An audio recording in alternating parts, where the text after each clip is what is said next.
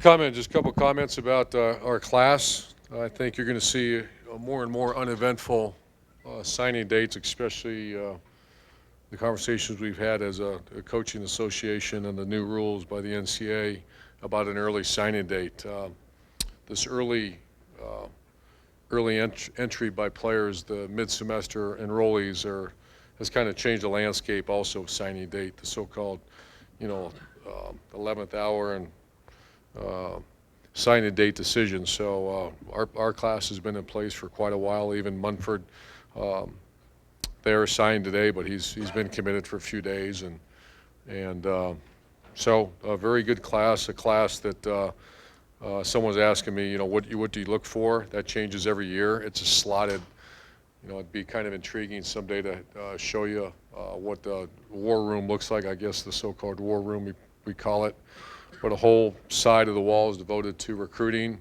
Malik Hooker walks out, you better put someone back in, and you don't have to be overly intelligent to figure out if the guy that you slide in that slot's not good enough, your team's not quite good enough. And so that's what we did, and very pleased. 2 years in a row we've lost six, 60% of our, or six out of, 6 out of 8 secondary players early entry into the NFL draft. And that's unusual. That's a matter of fact, I don't recall ever hearing that before. With Tyvis, Von Bell, and Eli leaving the year before, and then this year Malik, Marshawn, and Garyon stepping away from one of the best pass defenses in the country. And then you replaced them with guys that we're really excited about, and they're here. And that's Jeffrey Okuda, Sean Wade, and Marcus Williamson, and they're already here training and working out. So very good young players. You also have Isaiah Pryor that's going to compete at that safety spot as well. So I'm not going to go through each guy. I'll let you ask the questions. But very pleased. One guy I do want to point out is a guy named Sean Wade that committed to us, I believe, on the national championship day. I didn't know him. I know his school very well. And traditionally, players in that area will change schools about 7 times to their commitments, et cetera. And Randy and Gwen, his mom and dad, we've become extremely close throughout the process, and I can't be more proud that he's stuck with his commitment with a lot of pressure in that part of the country, and to hang in there. The other guy is Wyatt Davis, that I didn't realize until recently that USC's head coach lives in the same neighborhood. I was like, oh my gosh, and I already used up my visit out there, so I made Stud to go out there on Friday and sit from sun up till sundown and make sure no one goes by that house. But it's just some unique stories out there, and Wyatt was, even after some media badgering and some other stuff, was able to hang in there, and that's a credit to our coaching staff relationships, but it's also a credit to this incredible university, and even more importantly, the program within this university. And that's what I love to hear. Why did Baron Browning told me he picked Ohio State University? It's because of what this university can do for him when he's done playing football. And at the end of the day, that's obviously very, very important, something that we take very personal around here. So with that said, I'll answer any questions. Ari's waited 365 days to ask a recruiting question, so we'll open up with Ari. Recruiting. Who did? Ari. No. Urban, you guys have recruited at a high level since you've been here, so this isn't new, but this class, I think, generally across the board is viewed as the best class you put together, maybe one of the best in program history. Why now? Why were you guys able to put together your best class? Oh, I think that'd be something to ask our players. The guys that signed, but I'd say just because I'm an old hat at this now, I'm not the new guy. Are your best salesmen, to see Zeke Elliott's father and family, and to see, Josh Perry's mom and dad are, they're around. They speak to players when they're allowed to, and on official visits. And the greatest sales people we have are the people in that locker room and our parents, because everybody's going to have nice facilities. Everybody's going to have a big stadium. What makes it, especially, I don't know if it's just a generational thing that's going on right now, but I am so impressed by the young people coming out of high school in these last 2 years. And I hope that's nationally in other sports as well. But we're getting very good students, very good people, and people that are so interested in life after football. And that wasn't the case. A lot of times it's, well, hey, I'm going to the league. I'm going, great, go to the league. But you know what? Someday the league's going to be gone. And that's what, so I think those kind of people are naturally attracted to Ohio State, and those kind of people are very much attracted to our program. As a follow-up, you guys have 7 Ohio kids in this class out of 21, maybe 22. 21. It's the lowest number you guys have had. Is that enough Ohio, do you think? No, it's not. It happens enough this year. But no, you want to, 50% is kind of the mark that I've been trying to, and I keep it right in front of me and I stare at it and make sure that we're doing right. The thing that happens in Ohio that we have to, in this early sign-in really bothers you, because Ohio is traditionally a late developing state. When you start talking about the other states, you take away 4 years of, for example, in high school in Texas, you go at noon, there's a football class. And it's shoulder pads, it's a football class. And then you go have lunch, you come back as a coach to evaluate 2 hours later, and they have football practice. And that's in March or May, whenever spring football is. My son plays high school football here, and he's not doing anything football related until summertime when the teams get ready to go. So as a result, 4 years of that, you get a little bit more of an advanced player at times, and then other times you get the Darren Lee, you get the Josh Perry, you get these phenomenal football players that take maybe a little more time to develop. Does that make sense? So what bothers me, and I'm so glad it didn't happen, is an early signing in June would not be good, because we have to see some of these guys play and perform their senior year. As you get more national, you're taking players that are, 5-star, no doubter type of kids, and you have less room, obviously, for. That's right, and I'm Ohio not. kids, but Do we like that? No, we don't like that. I wish I could save, and I'm glad it worked out with Thayer. And we had another spot saved if we wanted to go after an Ohio guy, and it just didn't materialize. But I'm on purpose keeping those spots because there's going to be someone show up, and happens. Darren Lee's the easy one to recognize. The Tyvis Powell, the Darren Lee. Who did we sign this year? Jalen Harris. He was a guy that we just kept watching and watching and watching, and he kept developing. So it's an interesting dilemma that we deal with every year. Front row, Dave. Looking at wide receiver recruiting, you guys have signed a lot of big, tall wide receivers the last 2 years. Ben Victor and Austin Mack and the 3 guys this year. Has there been a change in philosophy with wide receiver recruiting, or is it just? I think everybody, that's never changed. It's just, can you get them? Are they out there? Are they good enough? No, everybody wants the Julio Jones. They don't come around very often. Ben Victor is going to be a dynamite player here. We saw Clemson's guys presented matchup issues, but everybody wants big and fast. So I don't think that's any school in the country say, I'm looking for small. It's the best quality player that's available. I want to ask you about the Kevin Wilson hiring. As soon as he resigned from Indiana, did kind of an antenna go up like this could be a good fit here at Ohio State with Kevin Wilson? Yeah. I've thought about that before, and I didn't know what Indiana, because I thought they'd done a phenomenal job there. We didn't want to play them every year. I know that. And so I've known Coach Wilson since, Northwestern days, and just got great respect. I know our staff with it. Really, the United States of America does as far as a football coach. So. Second row, middle, Ryan. You spoke about this a little in your opening statement, talking about Sean, but you had a bunch of guys actually that committed in 2015. There were, anywhere from like a year to 18 months before this signing day. What was the challenge with keeping some of those guys committed for that long? And if you ever had a class where so many of the guys were people who've been committed for at least a year? I didn't really research that. I will. That's unusual to hang on to him that long. Not so much if it's a Josh Myers, because he's got Ohio ties. What's that? A lot of them were out-of-state guys too. Yeah, the in-state guys, it's not uncommon to be able to hang on to them. But a kid from Florida, that's especially where he's from. That's tough. So it's almost like when they commit to me, I put a 30% on. Is that actually going to happen? So it is. I don't have that in front of me exactly how many, but that is unusual to be able to hang on to an out-of-state guy for over a year, because people just wear him out. Second row left, Jeremy. The Texas, let me just say this too, the Texas kids are hung in there, because there were some new hires in that part of the country, and they went after him now. And to be able to hang in there and get him here, I'm glad we got him here in January. Speaking of Texas kids, Elijah Gardner is a new name that kind of popped up in the last few weeks. How do you guys go about finding players like that, very kind of under the radar? Well, That's another late developer, you know, and that's a guy that, after I really studied him and our staff really studied him and got to meet him, spend time with him, look what he's going to be like. That's a, you know, project type body, but big and fast is kind of, if you miss on a player, it makes you miss fast and miss big. And they usually turn into something. But once you get to know him and his family and find out he's a tough guy, very impressive. So what happens is you lose a couple guys to the NFL draft.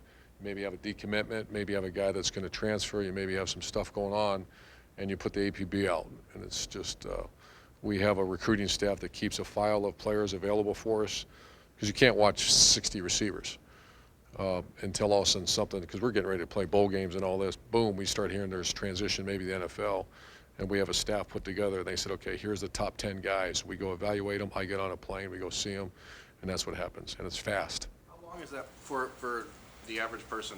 They hear the name the first time 3 weeks ago, but how long have you guys been seeing a kid like Elijah? We have not him. You know, he came out of the, you know, he came out of our staff finding him. There's other ones that we were in touch with pretty much throughout the whole year, but we felt he was better after you got to know him. Front row, Bill? About Thayer Munford, what was it that you needed to see before you were willing to offer him? There's an interesting story. I think you guys will really enjoy it. I had Gene Smith meet with him as well. He was at Princeton, and then he went to LaSalle, became very close with Nate, his wife Rebecca, and then they won state championship LaSalle sophomore year. He leaves and goes to Massillon, and he grew very close with the family. He went through some just personal issues, and then they moved him to, they took custodialship of there in Massillon. They deemed him ineligible for a good portion of the season. Greg Studrawa had him 3 or 4 times at camp. Was knee deep. The line coach at Massillon actually was my center at Bowling Green, and played for Stud. So there was deep ties there, and Stud was the one. You know, he would not let that die. He would not. He kept going. I want this guy. I want this guy. We're not going to have room. We got room. And then I went down watching him play basketball. We had him come up here twice. I think twice. I think might have 3 times, and he checked off all the boxes, and we went after him. One question more about Kevin Wilson. When Tom Herman was here, you said this is not going to be Tom Herman's offense, it's going to be our offense with incorporating things that he does. What do you expect Kevin Wilson to do to enhance this offense? And also, what did you do in terms of vetting him after what happened at Indiana? Well, the first part, that was immediate. I went to Gene Smith, and Gene Smith talked to Dr. Drake, because there's, you know, like anything, there's stories that get thrown out there. I talked to Kevin myself at great length. I talked to others that knew him that were there. Gene Smith did as well. I already knew, just because I knew the guy, but I wanted to hear what goes on, and whether it's a disgruntled player, or whether it's a issue with the trainer, whether it's an issue with and I just needed to find out, and so did my bosses. And so it was rather quick, and it came back, everything was good. There were some misunderstandings, philosophical differences, which I understand that. I wanted to know what they were, and we proceeded. Second part of that question was what? What will he do to enhance the offense? What are you looking for him to control? Throw the ball better. You know, I was going through all our stats. You know, we led the Big Ten in offense this year. I think that's 3 or 4 out of 5 years. You know, scoring offenses. We were, I think, 0.7 points away from leading the Big Ten in scoring offense. Number 1 in third down conversions. Where we were poor, we want to be 250, 250. I believe we were 250 rushing, or 247 or something like that. We were only 213 passing, and we want to be 250, 250. It is going to be, I'm going to be perfectly clear though, this is the Ohio State offense, and we're going to enhance it and make it better. 214 is the perfect, that's what we want to be. And that's great balance, 1,500-yard rusher, receivers that are making, you know, have ability to stretch the field. We have to get back to that.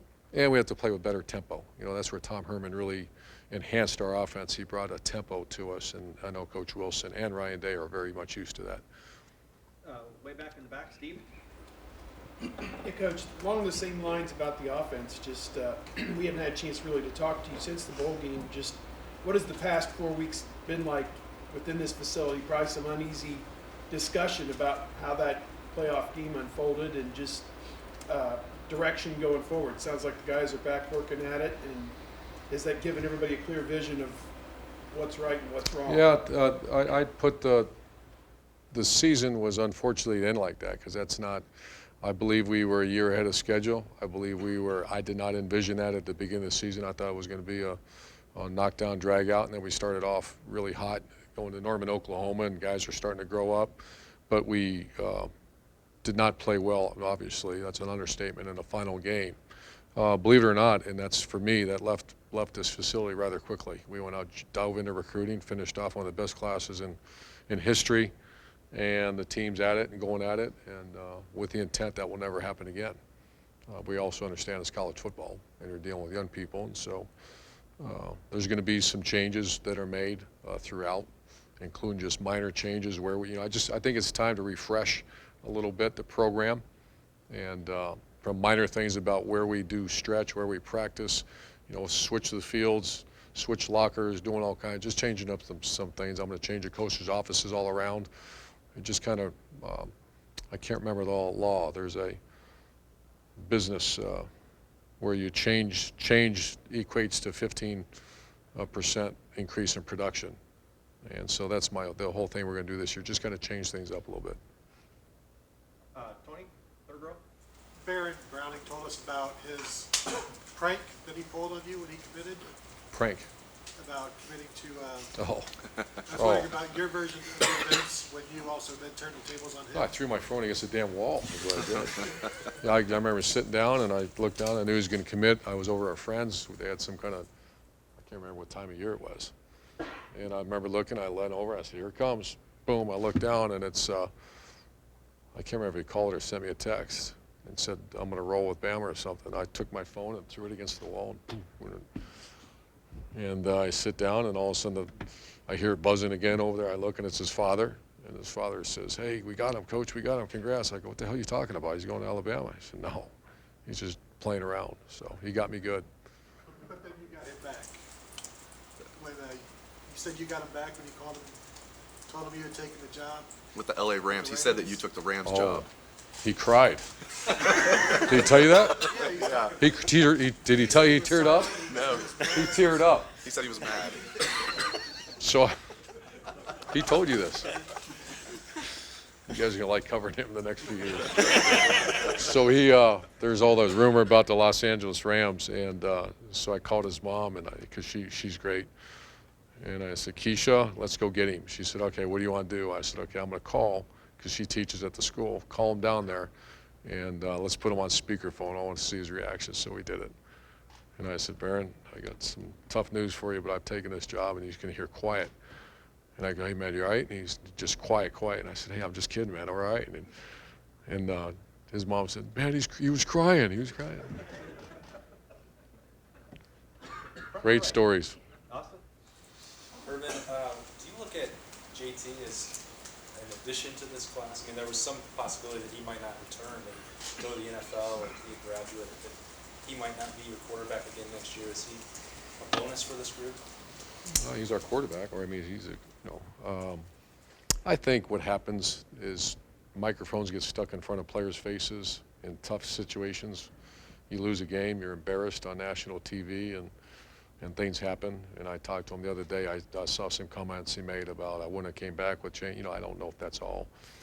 I'm sure if he would like to re-say what he said. So, I never thought he would leave. I don't know how close that was. Only JT knows. I'm very close with him, but I think he's an Ohio State Buckeye, and will always be an Ohio State Buckeye. So it's what happens here is just like, boy, the offense is terrible, and we only led the Big Ten for 4 out of 5 years.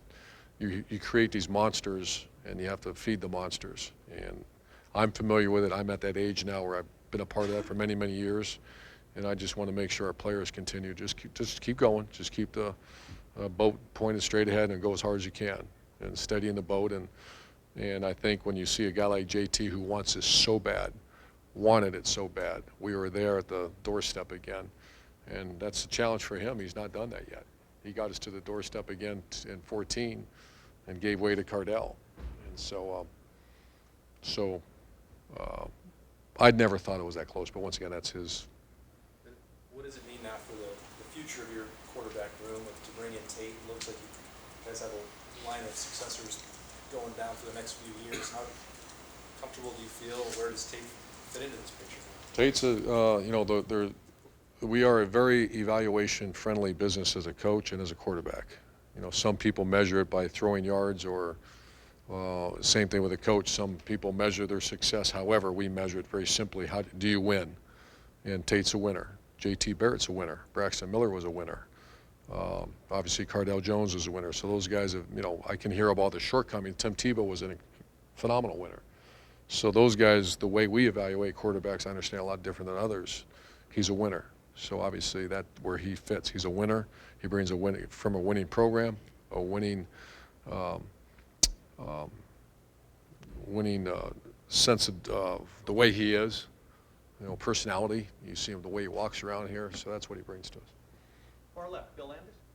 Ruben, you said that everyone wants that big body Julio Jones type of receiver, but for a couple classes it seemed like you guys didn't really bring in anybody like that, or it was rare. It was mostly smaller, still fast guys, but not that big body type. Not by purpose. Okay, I guess that's what I wanted to ask. So is this a shift now to not only that body type, but maybe also guys who are more quote-unquote ready-made receivers who have been playing that position for a while aren't necessarily guys who are making position switches from something else to receivers? I don't know that. I know we go out and try to use the top 15 receivers in America, and you don't say, but they have to be 6'3", because that also limits your pool. And also, of the top tall receivers in the country, 6 are from California, 1 from Arizona, and 2 from Texas. That's not in our backyard. It happens to Jalen Harris. We had one in Cleveland, Ohio. Trayvon Grimes, and that's kind of our school now, or one of our schools that we have a very close relationship with, and it just worked out very well. The young man in Texas was just simply, our staff found him. We loved him when we met him. We watched him. So it wasn't, it's not a philosophical shift. I think that's what people are asking. Not at all. Next year we're going to go try to find the biggest, fastest receiver we can and hope we can get involved with them. Unfortunately, even next year, they're not real close to here. And there have been a few guys who have announced they're transferring from the program. Are there any other players who? Who's announced? I'm not even aware. Kyle Trout and Evan Lyle. And Evan Lyle's a graduate transfer. I believe he's going to Duke. Who was the other one? Kyle Trout's going to Cincinnati. Kyle Trout, yep. And then Torrance was the other one, Yeah, but I didn't know if there was anyone else who has either made that decision or possibly might be a medical situation you guys can announce that. let me get through today. I just want to misspeak. I've been traveling and everything. Front row right, Tim.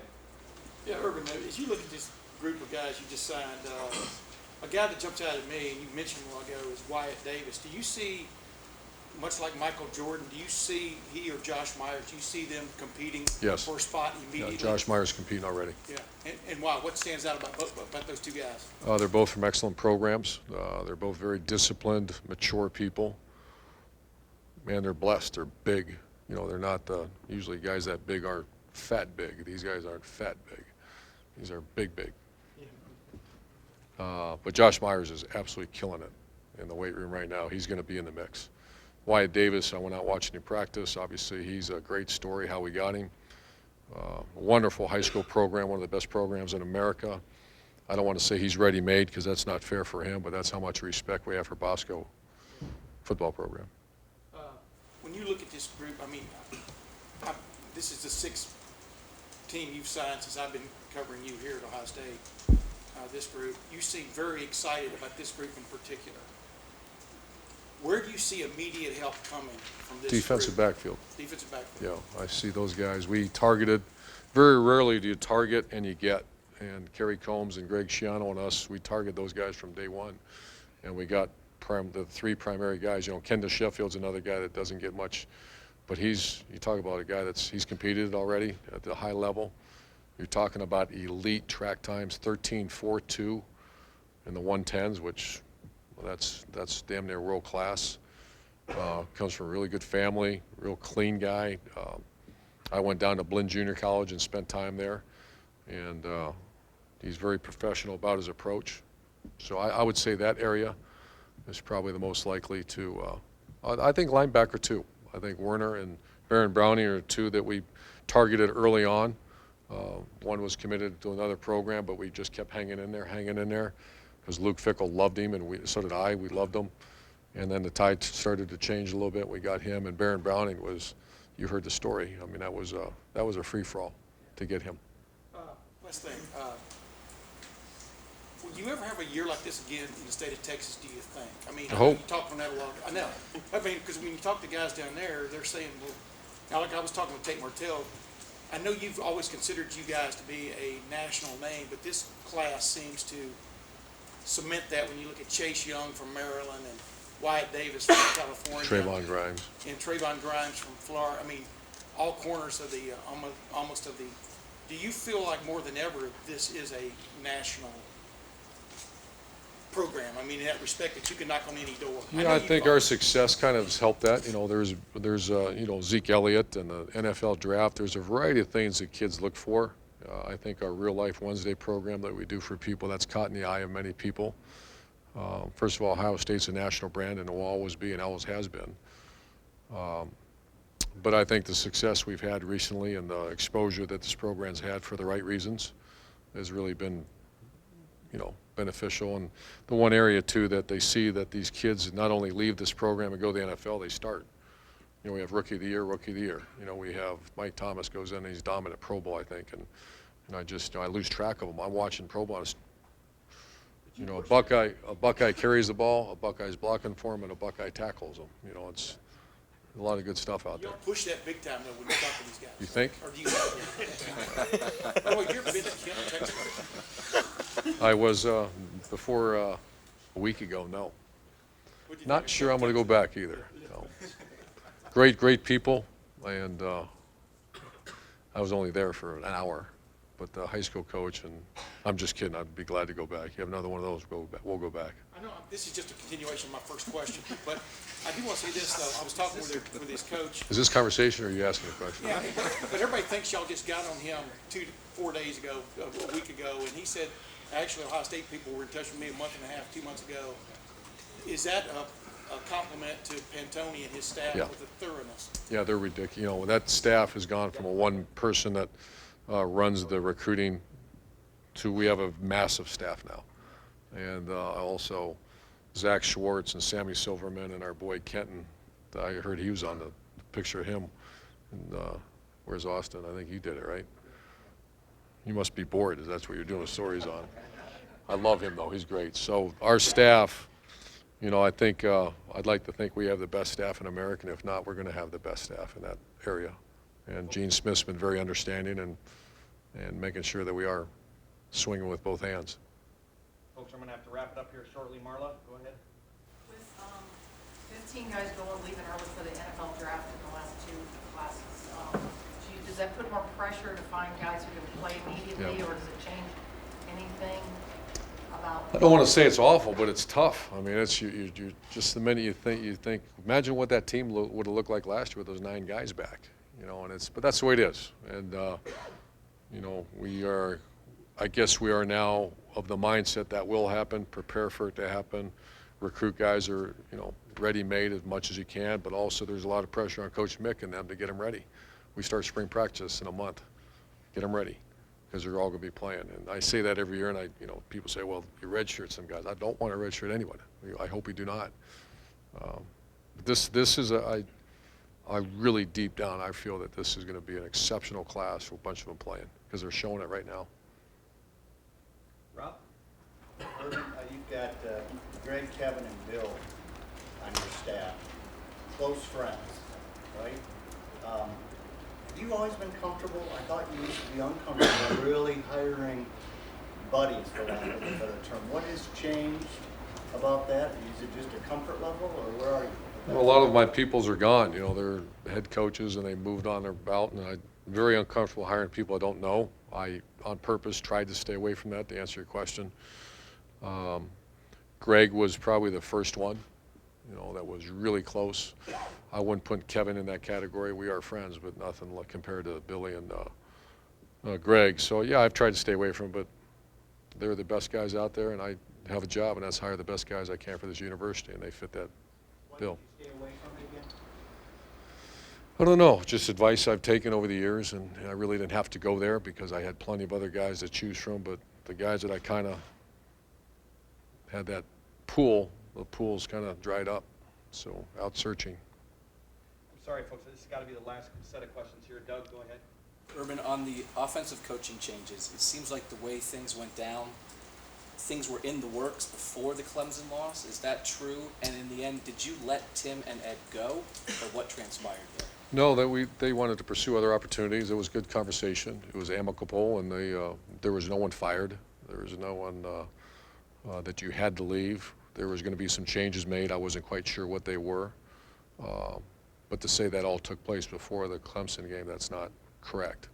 There was some conversation before the Clemson game, but our focus was do the very best, go win that game, and then afterwards let's have conversation. That's what happened. But there was no dismissal or anything like that. Guys just pursued other opportunities and moved on. I mean, Ed goes from play caller, co-coordinator at Ohio State to not a coordinator at Minnesota. That's not a sideways move. That's a move down. Well, I don't look at it that way, and once again, that's up. I don't want to speak for Ed. That'd be something that maybe you can visit with him about, but I know one thing, that he did a hell of a job here at Ohio State. And with all the things you've said over the years about, obviously, this is the Ohio State offense, no matter who the coordinator is. You obviously had great success the last 2 years. But if this offense maybe wasn't quite what you wanted it to be, it's still your offense, and you're still an offensive expert. Was there anything you could have or should have done to maybe get more of a handle on it if it turned out that you guys didn't throw it this year as well as you wanted it to? That's what these next 2 months are all about. For me to answer that, I've been in, what's it called, Kemp, Texas? I've been in Kemp, Texas. I haven't been doing this, but that's all going to take place. I did, starting 3 days ago, I started a complete statistic evaluation about, I didn't realize that we rushed for more yards than any other school in the country the last 5 years. And I'm getting all these things we did well, and then the same thing, what we didn't do well. And what you're finding out, productivity in the passing game has really hurt us. And we need to be more productive. Now, what does that mean? I hear the term receivers must separate. Exactly. Quarterbacks must be more accurate. Exactly. And the offensive line must do. We gave up 25 sacks this year.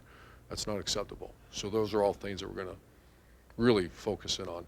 Just the way you coach and everything you have to do, can you be more hands-on at all with the offense, or do you have to just have the coordinators and position coaches in there that No, I can do the can't be job? more. Those are great questions. Those are, I want to be the head coach. I want to run special teams. I want to be the game manager and the motivator. I'm very involved in the offense, but I try to hire the best possible guys I can to coordinate, because coordinating the offense isn't calling a play. That's the misunderstanding. The coordinating the offense is the practice, the motivation, inspiration of the staff in that room right there. Those are all titles of the coordinator, not so-called that who called the reverse. No, that really has no bearing on the coordinator. Does that make sense?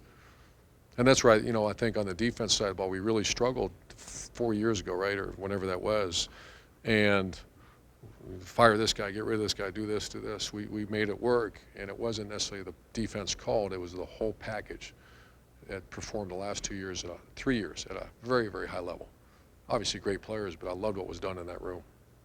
Coach, thank you. Very Thanks, much. guys.